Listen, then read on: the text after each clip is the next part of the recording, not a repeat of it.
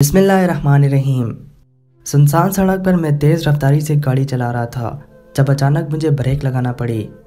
यह ब्रेक बहुत जल्दी में लगी थी, जिसकी वजह से मेरी गाड़ी हिचकिचोले खाते हुए रुक गई। शायद मैं ना रुकता, मगर जो कुछ मैंने अपने सामने देखा था उसने मुझे रुकने पर मजबूर कर दिया था। सामने सड़क पर एक कम सन लड़की खड़ी थी, मुकम्मल तौर पर सजी हुई, और हाथ में उसके कोई बोर्ड थामा हुआ था। मैं जल्दी से गाड़ी से बाहर निकला और सोचा इस लड़की को ज़रूर किसी मदद की ज़रूरत होगी, या फिर ये आधी रात को भीख मांग रही है, और वो भी इतना बन सवर कर। अपने दिमाग में मुख्तलिफ सोचे लिए मैं जब उसके पास पहुंचा तो मेरे होश उड़ गए, क्योंकि लड़की के हाथ में जो बोर्ड था इस पर वाज़ह लिखा हुआ था कि एक रात के 500 रुपये। ये पढ़कर मुझे शर्म आ गई और मैंने अपनी निगाहें झुका लीं, जबकि अंदर अंदर ही मेरे गुस्से से उबाल उठ रहे थे। मैंने निगाहें उठाकर उस लड़की को देखा तो सोचा कैसी मासूम लड़की है और इसके वालिदैन इससे कैसा घिनौना काम करवा रहे हैं। मैं उनको जेल में डलवा कर ही रहूँगा। इसके वालिदैन पर भी मुकदमा दर्ज होना चाहिए जो अपनी बेटी के साथ ऐसा सलूक कर रहे हैं। मैंने लड़की को दोबारा देखा तो उसकी आंखों में बेबसी थी, मगर वो कुछ नहीं बोली। मैंने धीरे से कहा, लड़की तुम्हारा नाम क्या है? मगर दूसरी जानिब इनहोश खामोशी थी। मैंने 2-3 मरतबा उससे पूछा कि लड़की अपना नाम बताओ और कहाँ रहती हो तुम, मगर वो चुप की चुप खड़ी रही। अब की मरतबा मुझे गुस्सा आ गया और मैंने ज़रा गर्दार आवाज़ में कहा, अपना नाम बताओ, अपने वालिदैन का पता बताओ, मैं एक पुलिस वाला हूँ। अगर तुम ना बोली तो मैं तुम्हें जेल में डाल दूँगा। इस बात पर लड़की के होंठ पहले मुस्कुराहट में डले और फिर वो रोने लगी। ऐसे रो रही थी कि मेरा दिल जकड़ जा रहा था। मैंने उस लड़की को बड़ी मुश्किल से चुप करवाया। उसे उठाने के लिए जैसे ही अपना हाथ आगे बढ़ाया तो वो भटक कर पीछे हो गई, यानी कि वो नहीं चाहती थी कि उसे छुआ जाए। मैं भी शर्मिंदा सा होकर पीछे हट गया, मगर ये बात मेरे ज़हन में खलबली मचाते हुए थी। जो लड़की मेरा हाथ नहीं थाम रही वो क्यों उस बुराई के काम पर लगी है? ये सोचकर उस लड़की के लिए मेरे दिल में हमदर्दी पैदा हुई और सोचा न जाने इसकी क्या परेशानी है जो वो इसे रात के 2 बजे यहाँ खड़ी है। खैर, मैंने इसे कहा तो मेरे साथ चलो, ये जगह ख़तरनाक है। इस बात पर उसने असबात में सर हिला दिया। मैंने भी शुक्र का कलमा पढ़ा और अपनी गाड़ी की जानिब बढ़कर ड्राइव सीट पर बैठ गया, जबकि वो बाहर खड़ी रही। जैसे ही मैं ड्राइविंग सीट पर बैठा वो लड़की बजाय गाड़ी में बैठने के भागती हुई वहाँ से खेतों की जानिब बढ़ी और उनके पीछे गुम हो गई। मुझे यकीन हो चुका था कि वो लड़की मुझसे डर कर भाग गई है। मैंने उसे बताया था कि मैं पुलिस वाला हूँ, शायद इसी वजह से वो भाग गई कि कहीं इसे भी जेल में ना डाल दिया जाए। दिल तो मेरा कर रहा था कि वहाँ से चला जाऊँ, मगर अब ये अना का मसला बन चुका था। एक छोटी सी लड़की रात के 2 बजे यहाँ खड़ी है, मेरा हाथ पकड़ते उसे शर्म आ रही है, और जिस काम के लिए खड़ी है वो इसे जेब देता है क्या? ऊपर से मुझे चकमा देकर फरार भी हो गई। ये सोच ज़हन में आते ही मैं एक जस्ट लगा कर गाड़ी से बाहर निकला और उस जानिब दौड़ लगा दी जहां वो लड़की खेतों में गायब हुई थी। खेत काफ़ी बड़े थे, ऊपर से रात के गुप्त अंधेरे में चाहने के बावजूद मैं कुछ भी सही तरीके से देख नहीं पा रहा था। मगर मैंने हिम्मत की और तकरीबन उसे 1.5 घंटा इधर उधर तलाश किया, मगर मेरी तलाश खाली गई। बिला आखिर मैंने इसे ढूंढना तर्क किया और उलझे दिमाग से गाड़ी भग कर अपने ठिकाने पर पहुंचा, जहां पहुंचते पहुंचते मुझे सुबह के 5 बज गए थे। नमाज पढ़ते हुए और बाकी सारे कामों के दौरान भी वो लड़की मेरे ज़हन में से एक पल के लिए भी महूल नहीं हुई। बिला आखिर मैं सोने के लिए लेट गया, क्योंकि मुझे 8 बजे उठकर थाने पहुंचना था और बेहतर था 1 घंटा आराम कर लूँ। वैसे भी पूरी रात जागा हुआ था। उस 1 घंटे की नींद में भी वही लड़की मेरे ख्यालों में आती रही और मैं एकदम से झटके से उठ बैठा और तैयार होकर थाने पहुंच गया। मैंने जाते ही बाकी सब लोग भी आने लगे। वो मेरी नौकरी का पहला रोज़ था और मैंने इसी रोज़ वहाँ ज्वाइनिंग देनी थी। मैं फैसलाबाद में रहता था, मगर किस्मत से मेरी नौकरी गुजरावाला में हो गई। अम्मा अब्बा तो नहीं चाहते थे कि मैं इतनी दूर जाऊँ, मगर मैं समझ सकता था ये नौकरी कितनी मुश्किल से मिली है। बेहतर है 2-4 साल गुजरावाला में नौकरी करके अपने शहर में तबादला करवा लेता। इसलिए अम्मा अब्बा के लाख मना करने के बावजूद मैंने इनकार नहीं किया, और इसका यही सबूत था कि वक्त से पहले थाने में मौजूद था। अम्मा ने मेरा साफ जवाब सुनने के बाद बहुत मना की कि दिन के उजाले में चले जाना, मगर मैं पहले दिन ही अपनी रिपोर्ट ख़राब नहीं करना चाहता था उस अफसर के मुतालिक भी क्या कुछ नहीं कहा जाता जो पहले दिन ही वक्त से ना पहुंचे। सो यही वजह थी कि मैंने गाड़ी संभाली और गुजरावाला के लिए निकल खड़ा हुआ। मगर उसके बाद रास्ते कहीं जो इस कम उम्र लड़की को देखा तो फिर ये सारा वाक़या मेरे साथ पेश आया। थाने पहुंचते ही मैंने अपनी ज्वाइनिंग दी, मगर वहाँ का सिस्टम बड़ा ही सुस्त था। ये तो सुन रखा था कि पुलिस वाले ख़राब होते हैं, वे दंगे से काम काज नहीं कर सकते, मगर इस थाने की बरकस हालत देखकर वाकई ही इस बात का यकीन आ गया। मैंने वहाँ जाकर अमले को बुलाया और चंद एक हिदायत दी, जिस पर बाकी कांस्टेबल और सब इंस्पेक्टर हंस रहे थे। मुझे बड़ी उलझन हुई तो मैंने एक थेकी निगाह से उन पर डाली, जिसके बाद उनकी हंसी तो थम गई, मगर उनके एक दूसरे को किए गए इशारे में वाज़ह तौर पर देख सकता था कि मैं उलझन में हूँ। यह सब ऐसे क्यों हो रहा है? खैर, जल्दी से उन्हें भेज दिया, जाकर अपना काम संभालें। उसी वक्त मेरा पीए अंदर आया और अपना तारुफ वगैरह करवाने लगा। बाकी तमाम कार्रवाई के बाद मैंने उससे पूछा कि ये सब इस तरह क्यों हंस रहे थे। मैं उन्हें कोई लतीफ़ा तो नहीं सुना रहा था। यह बात सुनकर पीए भी हंसने लगा, जिस पर मुझे एकदम से गुस्सा आ गया और मैंने तेज़ लहजे में कहा, जो पूछा है उसका जवाब दो। ऐसी गरज देखकर पीए कहने लगा कि इस थाने में ज़्यादा देर कोई ऐसा चोर नहीं टिकता। ये लोग भी इसी वजह से हंस रहे थे। ऊपर से जो नया आता यही अपनी हिदायत जारी कर देता कि मुकम्मल वर्दी हो, डिसिप्लिन वगैरह वगैरह, मगर यहाँ ऐसा कोई सिस्टम नहीं है, क्योंकि यहाँ नया आने वाला भी पुरानों की तरह बस कर ही रह जाता है। ये बात मेरे लिए बहुत ज़्यादा हैरत का बायस थी। मैंने पूछा, ऐसा क्यों होता है और टिकता क्यों नहीं है?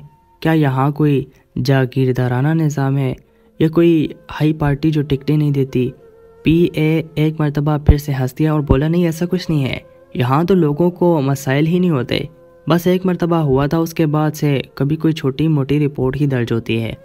बस ये बातें मेरे लिए वाकई ही अजनबी थी। उसके बाद मैंने उस पीए को जाने की इजाज़त दे दी, मगर जैसे ही वो जाने के लिए मुड़ा मैंने उसे फिर से रोक लिया और मैंने कहा, देखना मैं तुम्हारा कहा गलत साबित करके दिखाऊंगा।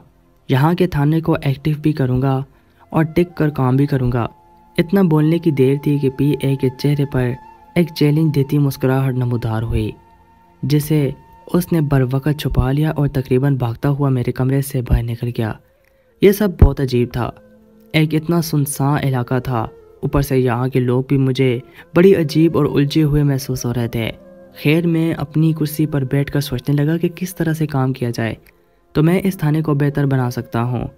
फिर जो पॉइंट ज़हन में आए, मुतल्लिका अफराद को बुलाकर उन्हें हिदायत जारी की और इस तरह वहाँ मेरी ड्यूटी का पहला दिन ख़त्म हो गया। मगर मेरा वापस अपने क्वार्टर जाने का बिल्कुल भी दिल नहीं कर रहा था, क्योंकि एक तो वहाँ कोई था ही नहीं जो मेरा इस्तकबाल करता, और दूसरा मैं काफ़ी बेचैन सा था कि अगर तन्हा क्वार्टर में जाकर बैठ जाता तो शायद ये तन्हाई ज़्यादा महसूस होती। वापसी पर मैंने घर वालों से बात की और गाड़ी लेकर उस इलाके की सैर को निकल गया, ताकि यहाँ के रास्तों से थोड़ी बहुत शुदा बुदा हासिल कर सकूँ। मगर उस सब में भी दिल नहीं लगा और आधे घंटे बाद ही मैं अपने क्वार्टर में वापस आ गया। नहाकर खाना खाया और बावर्ची जो पहले ही दिन का खाना बना चुका था, मैंने वो खाया और लंबी तान कर सो गया। मेरा ख्याल था मज़ीद बेचैनी रहेगी, वैसे भी घर से दूर पहली मरतबा निकला था, मगर नींद जल्दी ही आ गई। अलबत्ता हैरत की बात यह थी कि रात को 2 बजे मेरी आँख खुद ब खुद ही खुल गई और मैं खुद को बड़ा ताज़ा महसूस कर रहा था।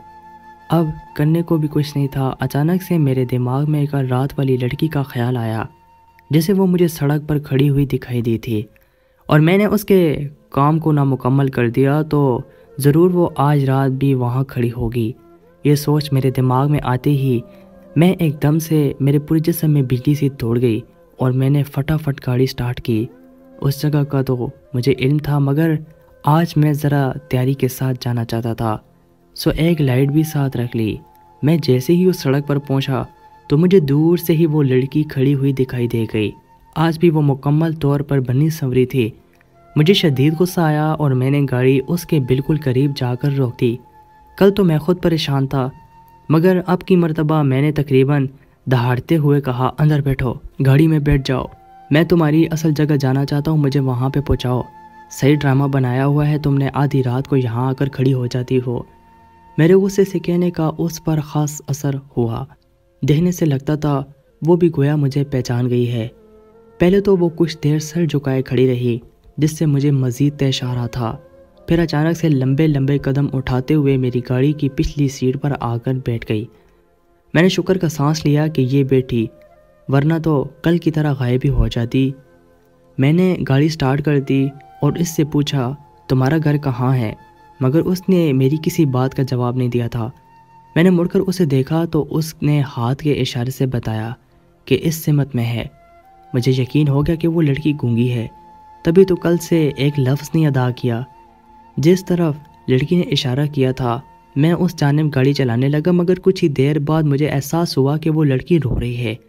यही सोचकर जैसे ही मुड़कर देखा तो वो लड़की वाकई ही सिस्तियाँ भरते हुए रो रही थी। अब तो मुझे पक्का यकीन हो गया कि सच में इस लड़की के साथ कोई बहुत बड़ा मसला या हादसा पेश आया है। मैंने गाड़ी रोक दी और उससे इशारों में पूछने लगा, तुम्हें क्या हुआ है? शायद इसे मेरे इशारे समझ आ गए थे।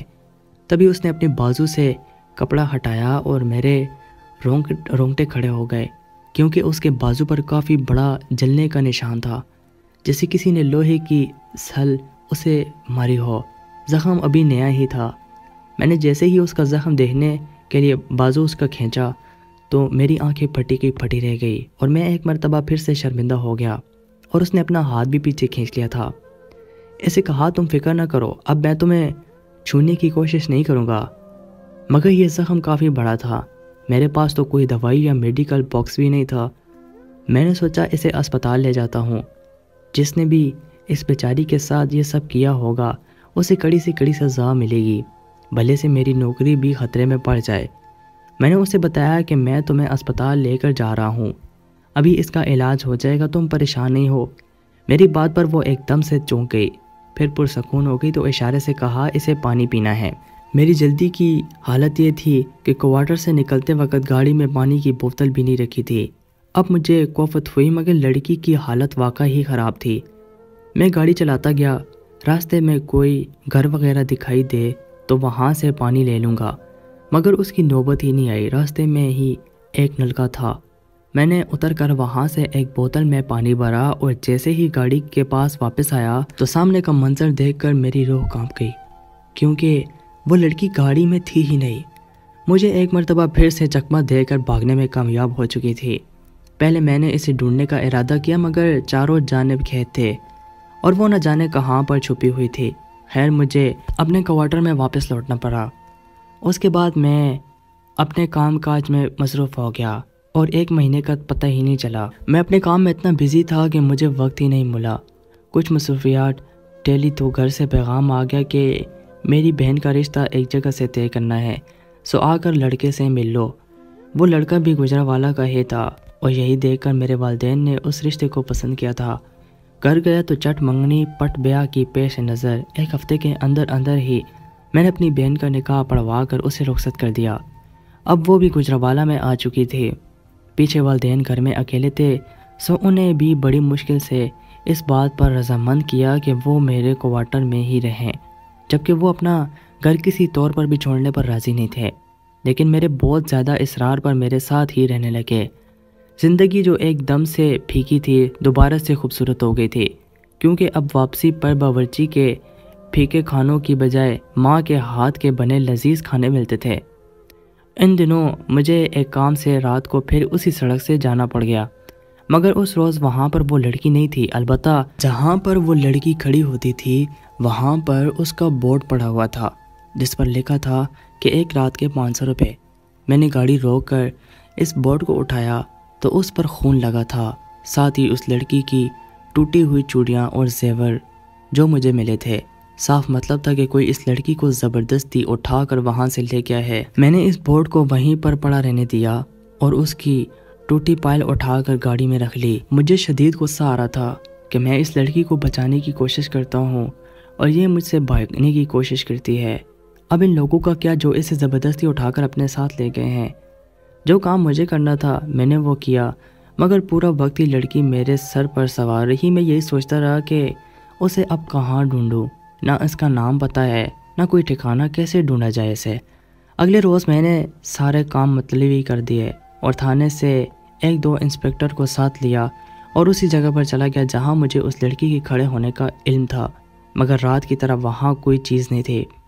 غالباً لڑکی کے گھر والے یہ سب کچھ اٹھا کر لے گئے ہوں گے۔ میرے ساتھیوں نے مجھ سے پوچھا تو میں نے انہیں یہی بات کہی کہ رات کو یہاں ایک دو مشکوک آدمیوں کو دیکھا تھا، بس انہیں کا سراغ لگانے کا سوچ رہا تھا۔ اگر انہیں حقیقت بتا دیتا تو ان دونوں میں سے کوئی بھی میری بات پر یقین نہ کرتا، کیونکہ ایک تو انہوں نے اس لڑکی کو اپنی آنکھوں سے نہیں دیکھا تھا اور دوسرا وہاں اس لڑکی کے پائے جانے کا کوئی سراغ بھی موجود نہیں تھا۔ میں گھر آیا تو پتہ چلا میری بہن کی اس خاوند کے ساتھ اچھی خاصی لڑائی ہو چکی ہے اور وہ اپنا بیگ سمیٹ کر میرے گھر آ چکی ہے۔ یہ ایک نئی پریشانی تھی۔ میں اس کے شوہر سے ملنے گیا تو اس لڑکے نے مجھ سے ملنے سے انکار کر دیا اور کہا کہ باپ کی اب فیصلہ عدالت میں ہی ہوگا۔ یہ سن کر مجھے بے انتہا غصہ چڑھ گیا۔ ایک تو بلاول جواز میری بہن کو گھر سے نکال دیا اور اوپر سے دھمکیاں دے رہا ہے۔ اس دن پہلی مرتبہ میں نے اپنے اصول توڑے اور گھر میں سے کسی کو بتائے بغیر میں نے ایک دو مقدمے کی فائل تیار کی اور سیدھا بہن کے شوہر کے گھر جا کر اسے حراست میں لے لیا۔ اڑے بالکل امید نہیں تھی کہ میں ایسا بھی کر سکتا ہوں، مگر یہ سب دیکھ کر تو وہ ٹھوس لہجے میں کہنے لگا، اب تمہاری بہن کو طلاق دے کر ہی رہوں گا، دنیا کی کوئی طاقت مجھے نہیں روک سکتی۔ یہ بات سن کر میرا غصہ بھی بڑھ چکا تھا۔ میں نے بھی اسے ادھر تھانے میں ہی بند کر دیا تھا۔ اسے تھانے میں بند کرنے کی دیر تھی کہ میرے گھر میں طوفان اٹھ چکا تھا۔ میری بہن حاملہ ہے، یہ اپنے بہنوئی کو تھانے میں ڈالنے کے بعد پتہ چلا، لیکن ان کی تو لڑائی ہو چکی تھی اور اب میری انا بھی بہت بڑھ چکی تھی۔ میری بہن حاملہ ہے۔ مجھے جب یہ خبر ملی تو اگلے روز ہی وہ بہن اسپتال میں اپنا چیک اپ کروانے گئی، مگر واپسی پر پتہ چلا کہ کسی نے اسپتال میں میری بہن کو دھکا دیا اور وہ دھکا اس کے آنے والے بچے کے لیے جان لیوا ثابت ہوا۔ جہاں یہ خبر شاکنگ تھی، وہاں دوسری جانب مجھے تھانے سے اطلاع ملی کہ میرا بہنوئی صبح تھانے سے بھاگ گیا ہے۔ اب مجھے یقین ہو گیا تھا کہ میرے بہنوئی نے ہی اپنی اولاد کی جان لی ہے۔ غصے سے میرا پورا جسم کانپ رہا تھا۔ میں نے اپنے بہنوئی کے گھر کی تلاشی لی تو وہاں مجھے کچھ ٹوٹی چوڑیاں ملی۔ وہ چوڑیاں بالکل ویسی تھی جو میں نے اس رات وہاں لڑکی کی چوڑیاں ٹوٹی ہوئی دیکھی تھی۔ مجھے یقین ہو گیا کہ میری بہنوئی کسی غلط کام میں ملوث ہے اور اس لڑکی کا پتہ بھی اس سے ہی چل سکتا ہے، تبھی تو میری بہن نے شادی بے چند ماہ بعد ہی اپنا گھر چھوڑ دیا۔ باقی پورا گھر جانچنے کے باوجود مجھے کوئی اور سراغ نہیں ملا۔ میں واپس آ گیا اور بہن سے پوچھنے کا سوچا کہ کھل کر بات کرنی چاہیے، مگر وہ بے ہوش تھی۔ میں نے صبر کے گھونٹ بھرے اور اپنی بہن کے ہوش میں آنے کا انتظار کرنے لگا، لیکن وہ 2 دن تک بے ہوش ہی رہی۔ اس دوران میرے کاندوں نے میرے بہنوئی جس کا نام آصف تھا اسے بھی حراست میں لے لیا۔ میں اس کے پاس گیا اور پوچھا لڑکی کہاں پر ہے۔ میری بات پر وہ حیرانی سے بولا، تمہاری بہن ہے، تمہیں نہیں پتا کیا؟ میری بات پر وہ بھی پریشان لگ رہا تھا۔ میں نے اسے کہا وہی لڑکی جسے تم نے اغوا کیا ہے۔ میری بات پر وہ سچ مچ چونک گیا اور اس کے تاثرات سے لگ رہا تھا وہ سچ مچ میری بات نہیں سمجھ سکا۔ میں نے آصف کو مکمل تفصیل بتائی اور کہا اب بتاؤ کہاں ہے وہ لڑکی؟ اس کی ٹوٹی ہوئی چوڑیاں مجھے تمہارے گھر میں ملی تھیں۔ آصف جیسے جیسے میری بات سنتا جا رہا تھا اس کے تاثرات بدلتے جا رہے تھے۔ میری بات کے آخر میں وہ ایک جانب پرسکون تھا تو دوسری جانب اس کے جسم سے اضطراب چھلک رہا تھا۔ بالآخر میں نے کہا آصف یہ نہ ہو کہ مجھے مار کے ذریعے تم سے سچ اگلوانا پڑے، اسی وجہ سے میری بہن تمہارا گھر چھوڑ کر آئی تھی نا؟ میری بات پر آصف کہنے لگا اب مجھے سب کچھ سمجھ آ گیا ہے، میں اس لڑکی کے اغوا کا جواب تمہیں کل دوں گا، مگر اس سے پہلے ایک مرتبہ میری گزارش ہے کہ تم اسی جگہ جا کر اس لڑکی کو دیکھو، کیا پتہ وہ وہاں کھڑی ہو، اگر نہ ہوئی تو میں تمہیں جہاں سے کہو گے وہ لڑکی برآمد کر کے دوں گا اور اپنے جرم کا اعتراف بھی کر لوں گا۔ یہ بات مجھے بہت حیران کر رہی تھی کہ یہ کیسی بہکی باتیں کر رہا ہے۔ خیر نہ چاہتے ہوئے بھی میں رات تک وہاں انتظار کرتا رہا، مگر اسی شام میرے والد کو دل کا دورہ پڑ گیا اور انہیں بھی اسپتال لے جانا پڑا۔ سو ایک رات اور میں اس لڑکی کا پیچھا کرنے سے باز رہا، جبکہ اسپتال کا ریکارڈ میں رات کے 2 بجے میرا بہت دل چاہ رہا تھا کہ آصف کی بات کو غلط ثابت کروں، اور اگر وہ لڑکی مجھے وہاں نہیں ملتی تو کسی بھی طرح سے اس سے اعتراف جرم کروا سکوں۔ ابا کی حالت بڑی نازک تھی، البتہ صبح تک اس کی حالت سنبھل گئی تھی۔ اگلے دن تھانے گیا تو اپنے ٹیبل کے دراز میں مجھے اس لڑکی کی فائل ملی، جسے ہاتھ میں تھام کر میں اس کے متعلق سوچنے لگا۔ عین اسی وقت میرے کمرے میں پی اے داخل ہوا اور اس پائل کو دیکھ کر ٹھٹک کر رہ گیا۔ میں بھی گھبرا گیا کہ یہ نہ سوچے کہ نہ جانے کس کی پائل اٹھائے پھر رہا ہے۔ میں نے ہڑبڑا کر کہا اسے بتانا چاہیے، مگر وہ مجھے روک کر کہنے لگا نہیں سر آپ وضاحت مت دیں، میں نے آپ سے کوئی سوال نہیں کیا۔ میں نے اسے روکنے کے باوجود اسے پورا قصہ بتا دیا، جس پر وہ کہنے لگا سر بہتر ہے آپ اس معاملے میں مت پڑیں۔ میں نے کہا کیوں نہ پڑھوں؟ جب میرے علاقے میں ایسے عمل پیش آئیں گے تو میں ضرور اس کو حل کر دوں گا۔ میری بات سن کر پی اے نے کہا کہ چلو سر جیسا آپ کو ٹھیک لگے۔ پی اے کی باتوں نے مجھے الجھا دیا تھا اور اب وہ تو لڑکی میرے لیے ایک مہمہ بن گئی تھی جسے میں ہر حالت میں حل کرنا چاہتا تھا۔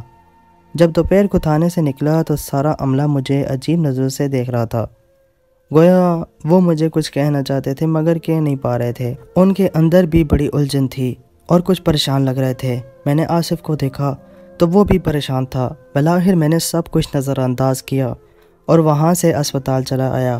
رات تک وہیں پر رہا۔ جیسے ہی 2 بجنے میں 15 منٹ باقی تھے میں اسی جگہ پر چلا گیا جہاں وہ لڑکی کھڑی ہوتی تھی، اور حیرانی کی بات یہ تھی کہ وہ لڑکی آج وہاں بالکل صحیح سلامت کھڑی تھی۔